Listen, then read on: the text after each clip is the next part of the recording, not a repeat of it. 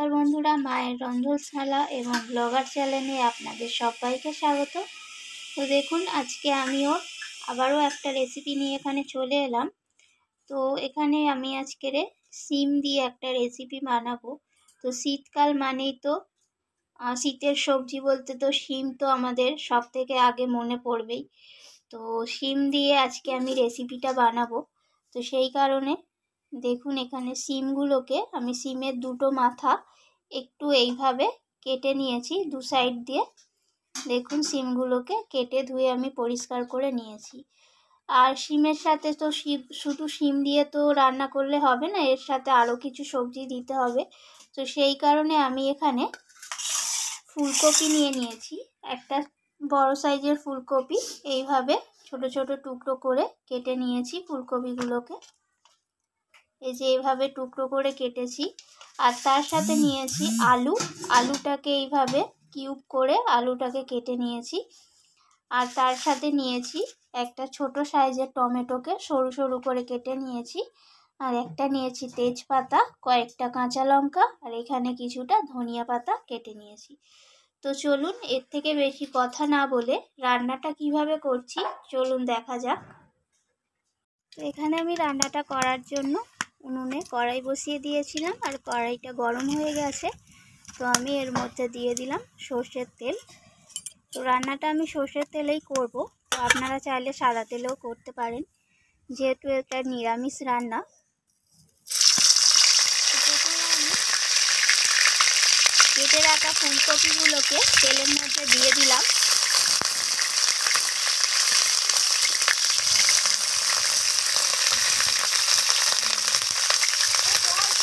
তো ফুলকপিগুলোকে আমি লালচে করে ভেজে নেব।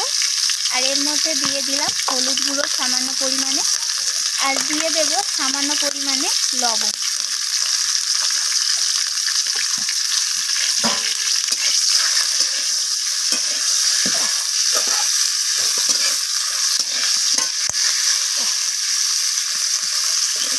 তো ফুলকপিগুলোকে লালচে করে আমার ভাজা হয়ে গেছে। এরপর ফুলকপিগুলো আমি তেল থেকে একটা পাত্রে তুলে নেব।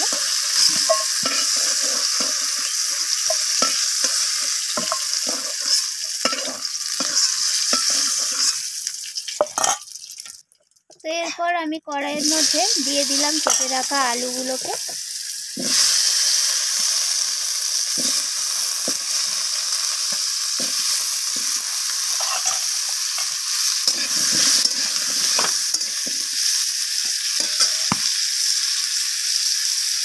তো আর কিছুটা সর্ষের তেল আমি এখানে অ্যাড করে দিলাম, তেলটা কম মনে হচ্ছিল তার জন্য।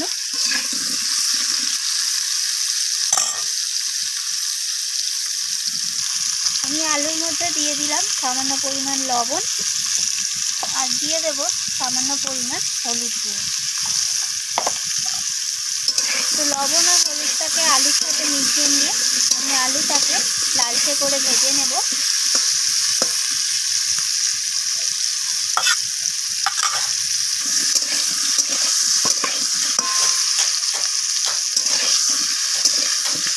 তো দেখুন, আলুগুলো আমার লালচে করে ভাজা হয়ে গেছে। এরপর আমি আলুগুলোকে তুলে নেব।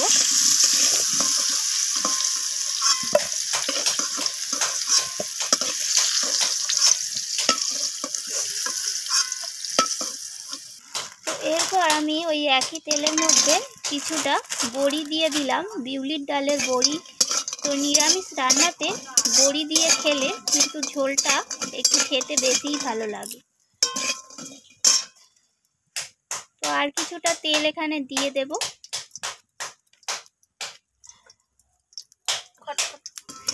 তো বড়িগুলো আমার একটু হালকা লালচে করে ভাজা হয়ে গেছে। বড়িগুলোকেও আমি তেল থেকে তুলে নেব।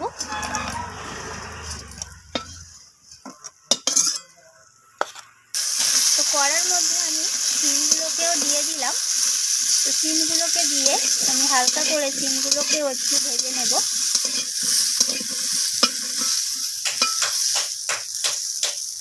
তো সিমগুলো আমার একটু হালকা লালচে করে ভাজা হয়ে গেছে। সিমগুলোকেও আমি কড়াই থেকে তুলে নেব।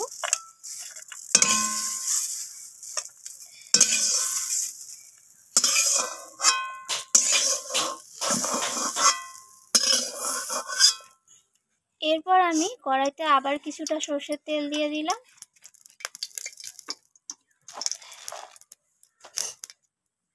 এরপর আমি ফোড়নে দিয়ে দেব, ফোড়নে দিয়ে দিলাম একটা শুকনো লঙ্কা ফাটিয়ে, আর দিয়ে দেব সাদা জিরে, আর দিয়ে দিলাম একটা তেজপাতা। এরপর আমি টমেটোটাকে দিয়ে দিলাম।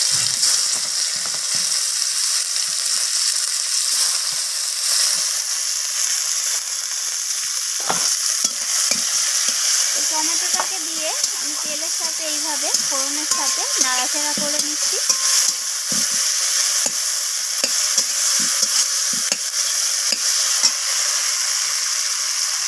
এরপর আমি এখানে মশলা অ্যাড করে দেব। প্রথমে দেব হলুদ গুঁড়ো 1/2 চামচ পরিমাণ, লাল লঙ্কার গুঁড়ো, অবশ্যই ঝালটা আপনাদের পরিমাণ অনুযায়ী পছন্দ অনুযায়ী দেবেন, আর দিয়ে দিলাম জিরে গুঁড়ো।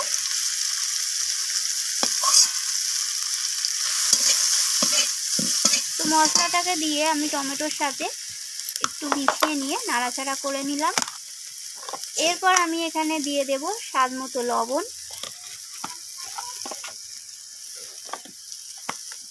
আর দিয়ে দেব এখানে আদা বাটা 1/2 চামচ পরিমাণ আদা বাটা। তো আদাটাকে দিয়ে আমি টমেটোর সাথে এইভাবে নাড়াচাড়া করে নিচ্ছি। এরপর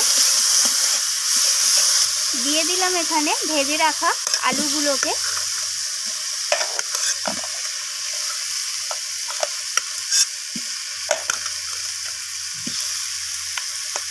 তো আলুগুলো দেওয়ার পর এইভাবে আমি মশলার সাথে কষিয়ে নিচ্ছি। একটু জল দিয়ে দিলাম মশলাটা যাতে পুড়ে না যায়। এরপর আমি এখানে দিয়ে দিলাম ভেজে রাখা ফুলকপিগুলোকে।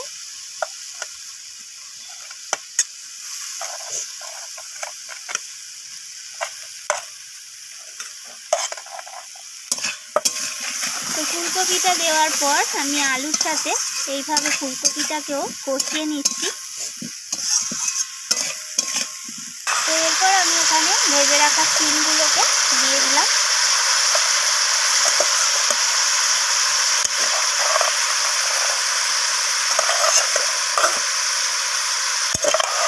তো শিমগুলোকেও আমি ফুলকপি আর আলুর সাথে এইভাবে নাড়াচাড়া করে কষিয়ে নিচ্ছি।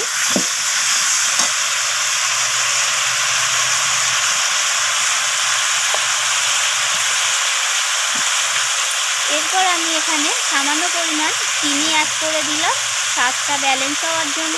আর নিরামিষ রান্নাতে তো একটু মিষ্টি মিষ্টি হলে বেশ খেতে ভালোও লাগে। এরপর এখানে দিয়ে দিলাম কয়েকটা চিড়ে রাখা কাঁচা লঙ্কা।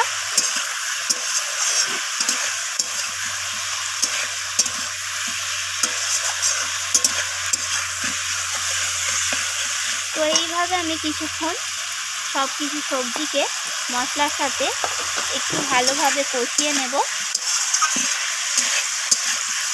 কারণ নিরামিষ বলুন আর আমিষ বলুন, রান্না যত বেশি কষাবে সব রান্নারই টেস্ট কিন্তু দারুণ হবে।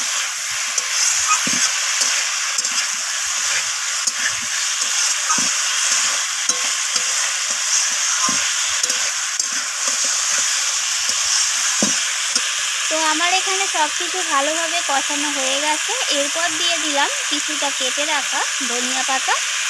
তো ধনিয়া পাতাটাকে দিয়ে আমি সব কিছুর সাথে মিশিয়ে নেব।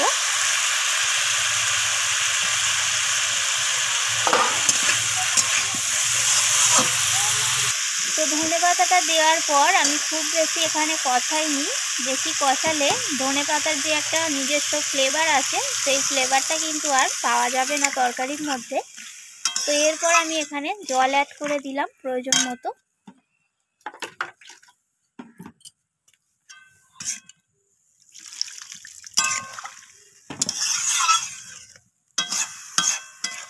তো নিরামিষ দিনে কিন্তু গরম ভাতের সাথে এরকম একটা নিরামিষ তরকারি হলে কিন্তু রান্নাটা বেশ খাওয়াটাও বেশ দারুণ লাগবে। আর রাতে রুটির সাথেও বেশ খেতেও ভালো লাগবে। এরপর আমি এখানে দিয়ে দিলাম ভেজে রাখা বড়িগুলোকে।